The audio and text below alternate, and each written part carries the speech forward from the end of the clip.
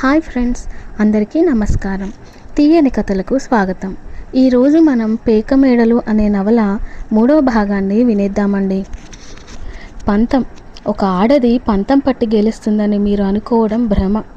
పంతాలకు పోయి నేను వంట మానలేదు. కాకపోతే గర్వం, నిర్లక్ష్యం అంతేనా?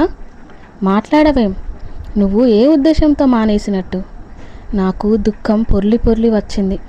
పిచ్చిదానిలా వెక్కి వెక్కి ఏడవటం మొదలుపెట్టాను. ఛీ, ఇంటికి వచ్చేసరికి ఏడుపు మొహం. పండుగ లేదు, పాడు లేదు. ఎప్పుడూ ఏడుపు ఏడుపు ఏడుపు. ఇక నీ బ్రతికింతే.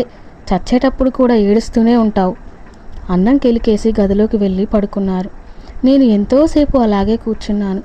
ఒక మనిషిని మరో మనిషి న్యాయాలు విచక్షణ లేకుండా నిలబెట్టి దండించడానికి, నోటికి వచ్చినట్టు తిట్టడానికి ఎక్కడిదా శక్తి? అది అందరికీ ఎందుకు లేకపోతుంది? పండుగ పూట అంతా పిండి వంటలు వండుకు తింటారు కానీ భార్య బిడ్డలతో కాలం గడపరు. అది అడిగితే తాహతు నాకు లేదా? భగవాన్, నీ సృష్టిలో ఇంత పక్షపాతమా? ఒక మనిషి మరో మనిషికి బానిస. కనీసం నా ఉద్దేశాలు చెప్పుకోవడానికి నన్ను మూగబాధ వేధించకపోవునే. మధ్యాహ్నం ఇంటిలోనే ఉంటారనుకొని అప్పటికప్పుడు పొయ్యి అంటించి రవ్వ లడ్డూలు చేశాను. స్నానం చేసి వచ్చేసరికి పక్క మీద మనిషి లేరు. స్టాండున బట్టలు లేవు. వరండాలో జోళ్ళు లేవు. ఆశ్చర్యపోవడానికి కానీ దుఃఖపడడానికి కానీ నాకు శక్తి లేదు. ఆయన ఏం చేస్తున్నా పట్టించుకోకుండా ఊరుకోవాలి. ఏ రాత్రి వచ్చినా నవ్వు మొహంతో హాజరివ్వాలి. మనసు ఎంత వికలమైన లక్షణాలు లాంఛనాలు జరపాలి. ఇదే నాకు చేత కాదు. నాకు అభిమానం లేదు. నాకు కోపం రాదు. నాకు దుఃఖం కలగదా? నా మనసు బాధపడదా? ఆడదానినైనా నాకు అన్ని లక్షణాలు ఉన్నందుకే ఈ శిక్ష చాలదో? తీరని వేదన ప్రసాదించి సంక్రాంతి లక్ష్మి వెళ్ళిపోయింది. అమ్మ కోరిక మన్నించి పుట్టింటికి వెళ్ళి ఉంటే అక్కయ్యలతో, చెల్లెళ్ళతో, 10 మంది చుట్టాలతో, అమ్మ ప్రేమాభిమానాలతో అన్నిటినీ తిరస్కరించి నేనేం కోరుకున్నాను? ఏం జరిగింది? పండుగ వెళ్ళగానే అమ్మ ఉత్తరం రాయమంది. అమ్మ సంతోషం కోసం అబద్ధాలు కల్పించి రాయాలి.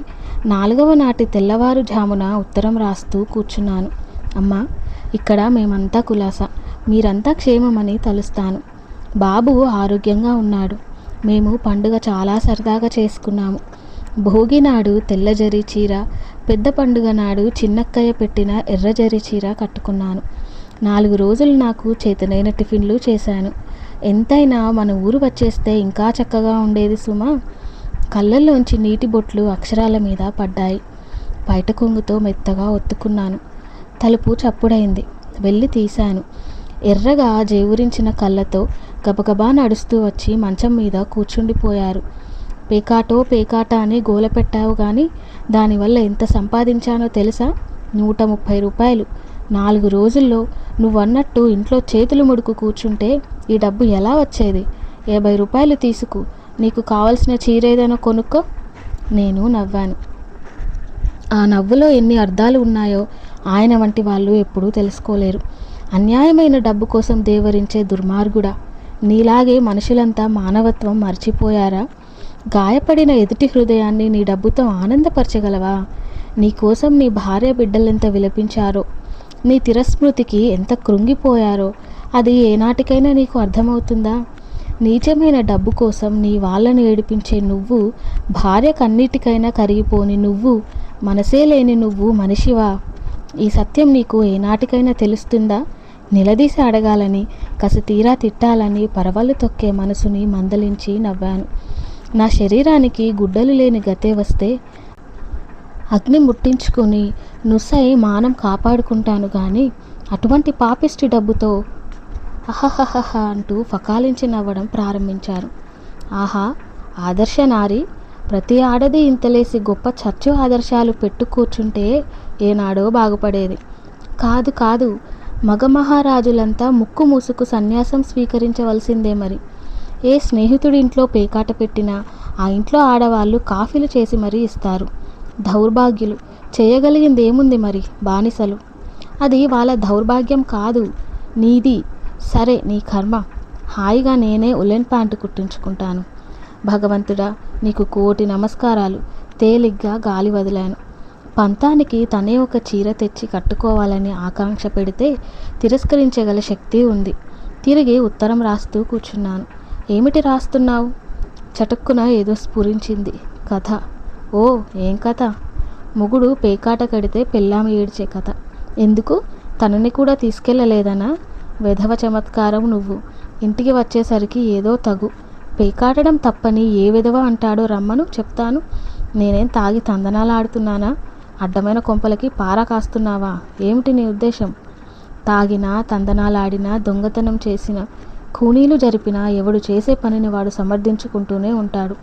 అవి తప్పులని మీరు విమర్శించడం, అభిమానం కోసం కన్నీరు జారకుండా చెంప పట్టుకొని దొడ్డివైపు నడుస్తుంటే డట్టి రాస్కెల్ నిద్రపోదామని వచ్చేసరికి లైట్లు వేసి కూర్చొని కథలు రాస్తుందంట. కథలు. మహారచయిత్రి మరుగున పడిపోయింది మరి. మాటకు మాట ఎంత గర్వం! మాటలు వినిపించాయి. న్యాయం కానీ అన్యాయం కానీ అధికారానికి అలవాటు పడ్డ మగవాడు ఆడది నోరెత్తి జవాబు చెప్తే సహించలేడు.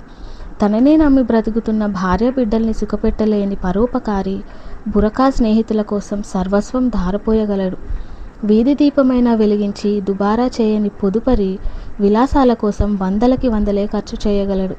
తను కోరిక కోరింది, తను జరిపేది సరదా, తను చెప్పిందే న్యాయం, తను పెట్టింది ఆంక్ష. ఇప్పుడు చెప్పు, ఏ అవసరాలు చూసి ఎదుటి వాళ్ళ పరిస్థితులు అర్థం చేసుకోవాలంటావు? భాను నా ముఖంలోకి చూడసాగింది. ఒకే ధ్యాసగా వింటున్న నేను భాను దాంపత్యంలో అనురాగం, మమకారం తప్ప మరో భావం ఉంటుందని ఊహించని నేను కొంత నిజం తెలుసుకున్న ఆ సమయంలో ఏం చెప్పను? ఏమీ మాట్లాడలేక మూగగా ఉండిపోయాను. భాను హృదయంలో భర్త మీద, మగవాడి మీద ఇంత కసి, కోపం. నేను అన్నాను, భాను, నువ్వు చెప్పింది నేను అర్థం చేసుకోకపోలేదు.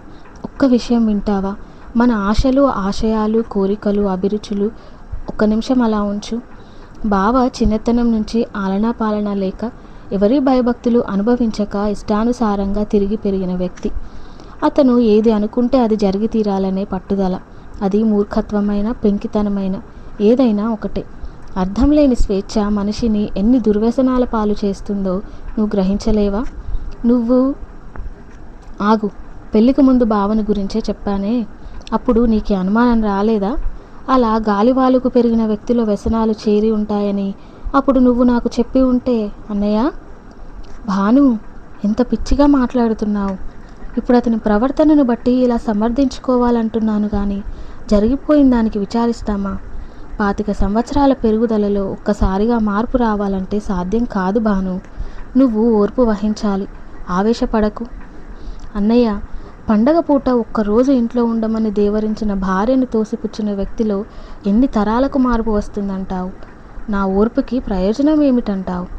తొందరపడకు భాను. నేను భావని సమర్థించటం లేదు. నువ్వు శాంతం వహించడం కంటే మరో మార్గం ఉందా చెప్పు. అతనికి పేకాట పిచ్చి తప్పితే నీ మీదేమైనా ద్వేషం అంటావా? నువ్వు ఆలోచించు భాను.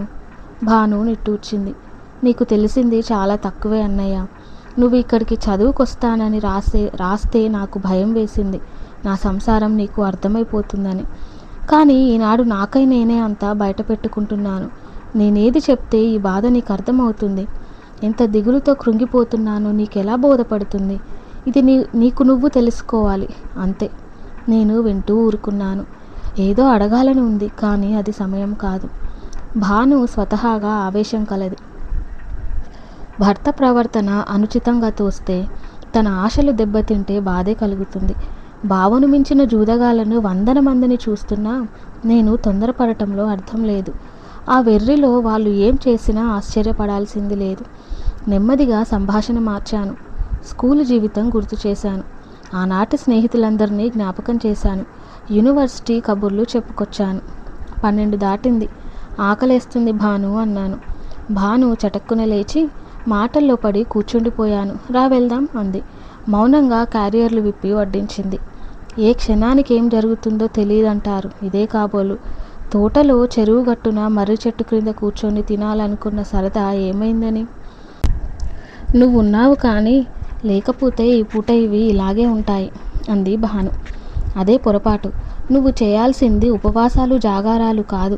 కనీసం నువ్వు అన్నం తినలేదని తెలుసుకునే వాళ్ళైనా లేరు కదా. ఆకలి తీరడానికి, కడుపు కోసం ఇంత తిండి తినడానికి అభిమానం ఎందుకు? ఏమో అన్నయ్య, ఈ ఇంట్లో అనుకున్నది చేస్తామో లేదో, వండుకున్నది తింటామో లేదో తెలియదు. దానికి కారణం ఒక్కరే అని నేను అనను. నేను ఏవో పొరపాట్లు చేస్తూనే ఉంటాను. టిఫిన్ పెట్టిన దాన్ని మంచినీళ్ళు ఇవ్వటం మర్చిపోతాను. ఒక్కోసారి పంచదార వేయకుండానే కాఫీ కలిపిచ్చేస్తాను. మజ్జిగ గిన్నెలో ఉప్పు రవ్వ పడేయాలని గుర్తే రాదు. అవి కేవలం మతిపరుపుల వల్ల జరిగే పొరపాట్లు కావచ్చు, కానీ వాటి పర్యవసానం చాలా తీవ్రంగా ఉంటుంది. నేను తనని నిర్లక్ష్యం చేస్తున్నానని, తన పనులంటే ఇష్టంతో చేయటం లేదని, తన మీద నాకు ఏమాత్రం గౌరవం ఉన్నా ఇలా అలక్ష్యంగా ప్రవర్తించనని వాటికి నేనేమి సమాధానాలు చెప్పుకోలేను. చెప్పినా ప్రయోజనం లేదు. నువ్వేది చెప్పినా నాకు అవసరం లేదు. మర్చిపోయే చేయలేదో, జ్ఞాపకం ఉండే చేయలేదో నేను ఆలోచించను. నా కంటికి కనిపించిందే నిజం. నా మీద నీకు ఏమాత్రం గౌరవం ఉన్నా శ్రద్ధగా అన్నీ చేసేదానివి. అది లేకపోబట్టే మరుపు వస్తుంది, కాదంటావా? నేను చేసింది పొరపాటు, అంతవరకే. ఆ పొరపాటు చేయడంలో నా ఉద్దేశాలు మాత్రం ఆయన ఊహించేవి కావు. ఆయన్ని నిర్లక్ష్యం చేసి అగౌరవపరచటం వల్ల నాకు ఒరిగింది ఏమీ లేదు. అలా చేయడానికి నా అంతరాత్మ ఒప్పదు కదా. పంచదార లేని కాఫీ ఇచ్చినప్పుడు, భాను, కాఫీలో పంచదార వేయటం మర్చిపోయావు, తీసుకురా అంటే ఎంత చక్కగా ఉంటుంది. ఆ పొరపాటులో పెడార్థాలు తీసి తిట్టిపోస్తే ఎంత గొప్పగా ఉంటుంది. నేను చేసే తప్పులు క్షమించరానివి, సమర్థించుకోలేనివి మాత్రం కావు. అంత మాత్రపు సమర్థన భార్యాభర్తల్లో ఉండనవసరం లేదా? అదే ఆయనకు లేదు. తీవ్రమైన అభిప్రాయాలు వెల్లడించడం, ఆ తినేదో ఆ తాగేదో వదిలి లేచిపోవటం. ఒక్కసారి ఇంట్లో నిలవగా ఏదో చిరుతిండి చేసి పెడతాననుకో, అస్తమానం నేను మీకు కావాలా, తెమ్మంటారా అని అడుగుతూ ఉండాలి. తనకై తను అడుగుకూడదట. తనని నేను కనిపెట్టి తిరుగుతూ ఉండాలట. మీకు కావాలనిపించినప్పుడు తీసుకురండి, లేకపోతే తెమ్మని చెప్పండి. అంతేగాని చుట్టాలకు మర్యాదలు జరిపినట్లు ఎల్లకాలం మనకు మనం జరుపుకోవాలంటే ఎలా వీలవుతుంది? అంటే చుట్టాలకి మర్యాదలు చేస్తావు కానీ కట్టుకున్నవాడికి చేయలేవా? నా మీద నీకు శ్రద్ధే ఉంటే నువ్వే చేస్తావు. ఆ బాధ్యత ఆడదానివి నీకు ఉండి తీరాలి. అది జవాబు. కొందరి తత్వాలు, ఉద్దేశాలు సహజత్వానికి భిన్నంగా ఉంటాయి. ఎల్లకాలం ఒకరు చెయ్యాలి, ఒకరు చేయించుకోవాలి. మాట మాటకు అపార్థాలు పెంచాలి. ఎంతకని భరించగలం? నేను ఎంత శ్రద్ధగా పనులు చేసుకుంటున్నా ఇంటి బాధ్యతలే నాకు తెలియటం లేదంటారు. చెయ్యి జారి ఒక కప్పు పగిలిపోయిందనుకో, కింద పడి అద్దం బద్దలైందనుకో, వాటి గురించి పెద్దగా నేను బాధపడను, విచారించను. మనం కావాలని విసిరేసుకోము, ఏదో పొరపాటు వల్ల జరిగిపోతాయి. వాటికి బెంగపడి మంచం పడితే ఏమిటి ప్రయోజనం? ఈసారి జాగ్రత్తగా ఉంటే సరి అనిపిస్తుంది, కానీ అదే ఆయన దృష్టిలో ఘోర అపరాధం. ఆడవాళ్ళంతా కొత్త కొత్త సామాన్లు సంపాదించుకుంటూ పొదుపుగా సంసారాలు చేసుకుంటారు. నీకు ఆడలక్షణాలే లేవు. మొగరాయుడులా చేతికందింది తోసేస్తూ, కాలికందింది తన్నేస్తూ గర్వంగా తిరుగుతావు. జాగ్రత్తగా పట్టుకుంటే కప్పు ఎందుకు జారుతుంది? పిల్లవాడికి అందేలా అద్దం ఎందుకు పెట్టాలి? నీకు శ్రద్ధ ఎప్పుడొస్తుంది? అది ధోరణి. నాకు తెలియక అడుగుతాను, ఏ ఇంటిలోనూ కప్పులు బద్దలవటం లేదా? పిల్లలు వస్తువులు పాడు చేయటం లేదా? ఈ అఘాయిత్యాలన్నీ నేనొక్కదాన్నే చేస్తున్నానా? వెధవ కప్పు పగిలిన దానికి ఇంత రాద్ధాంతమా? కర్మకాలి జరిగిన పనికి నిలువునా వణికిపోతూ, ఈ క్షణము మరో క్షణము జరగబోయే యుద్ధానికి సిద్ధం కాలేక, ఆ తిట్లు తినలేక ఏడుస్తూ, ఛీ, ఒక మనిషిలా బతుకుతున్నానా నేను? పంచదారకి చీమలు పట్టాయని, ఉప్పు జాడి మీద మూత లేదని, ఆవకాయ ఎండలో పెట్టడం లేదని, కాఫీ గ్లాసు కిటికీలో ఉండిపోయిందని, నానిగాడు చీపురు ఊడతీస్తున్నాడని, చీచీ, నేను ఏది చూసుకోను. హాయిగా తినేసి పడుకుంటాను. ఇక నాకు మార్పు రాదు, ఇంతే. నన్ను చేసుకోవడం తన కర్మ, అనుభవించాల్సిందే. ప్రతిరోజు ఈ సాధింపు ఏ ఆడది భరించగలదు? వంటగదిలోకి వచ్చి మంచినీళ్ళు తాగటానికి పౌరుషపడే మగతనం ఇంత చిన్న చిన్న ఆడవాళ్ళ విషయాలలో కలగజేసుకు తిట్టడానికి ఎలా అంగీకరిస్తుంది? ఏమిటో అలా తలుచుకుంటూ కూర్చుంటే పిచ్చే ఎక్కుతుంది. భాను తిరిగి అన్నం కలుపుకోసాగింది. నేను అన్నీ విన్నాను, భానుని అర్థం చేసుకున్నాను. అయినా భాను, నువ్వు అన్నీ తర్కించుకుంటూ కూర్చోకు. బావకి ఇష్టమైనట్టే ప్రవర్తిస్తే పోదు అన్నాను. చటుక్కున తల ఎత్తి నా ముఖంలోకి దీర్ఘంగా చూడసాగింది. నీకు కోపం వస్తుంది కదూ? అడ్డంగా తల తిప్పింది. లేదు, ఏ మగవాడైనా ఆడదాని మనసు అర్థం చేసుకుంటాడా అని ఆలోచిస్తున్నాను. అక్కర్లేదు, అర్థం చేసుకోవడానికి ప్రయత్నం కూడా చేయదు. కారణం తను మగవాడు గనుక. అవును, గడ్డి పూచ కన్నా దూది పింజ కన్నా తేలికైన ఆడదానికి ఒక మనసు, అందులో ఏదో ఉండటమునా? దాన్ని అర్థం చేసుకోవడానికి ఏముంది, అంతే కదూ? పిచ్చి భాను, నువ్వు ఎంత పొరపాటు పడుతున్నావో నీకు తెలుస్తుందా? నీ విషయం ప్రత్యేకమైంది. నీ స్వంత అనుభవాలతో ఉమ్మడి నిర్ణయాలు చేస్తానంటే ఒప్పుతుందా? పొరబడేది నేను కాదు. ఒక విషయాన్ని ఎత్తి చెబితే స్త్రీని సమర్థించేది తక్కువ. మగవాడికి ప్రత్యేకత ఉంది, రెక్కల విప్పుకు ఎగిరే స్వేచ్ఛ ఉంది. అవి ఇప్పుడు ఉన్నాయి, ఎప్పటికీ ఉంటాయి. ఇంకా చెప్పబోతే నాకు అసూయే అనుకోవచ్చు కూడా. అయితే నువ్వు అంతేనంటావా? ఏం, నేను మగవాడిని కాదంటావా? కావచ్చు, కానీ నీలో ఏదో విశిష్టత ఉంది. నిన్ను నమ్మిన వాళ్ళని నువ్వెప్పుడూ అన్యాయం చేయవు. నిన్ను ప్రేమించే వాళ్ళని నువ్వు ఎన్నడూ ద్వేషించవు. నిన్ను కోరే వాళ్ళని నువ్వు ఎన్నడూ త్రోసిపుచ్చవు. అది నీ భ్రమ. కాలం ఎవరిని ఎలా మారుస్తుందో ఎవరికీ తెలియదు. నువ్వు చెప్పిన ఈ మాటలు రేపు నా భార్య నోటి నుండి రావాలి. ఈ ఉద్దేశాలన్నీ ఆవిడ హృదయంలో నాటి ఉండాలి. అప్పుడు నేను నీ ఊహలకు తగిన వాణ్ణని అంగీకరిస్తాను. తప్పకుండా అది జరుగుతుంది. కాలం అందరినీ మార్చలేదు సుమా. కాలాతీత వ్యక్తులు కూడా కొందరుంటారు. భోజనాలు ముగిశాయి.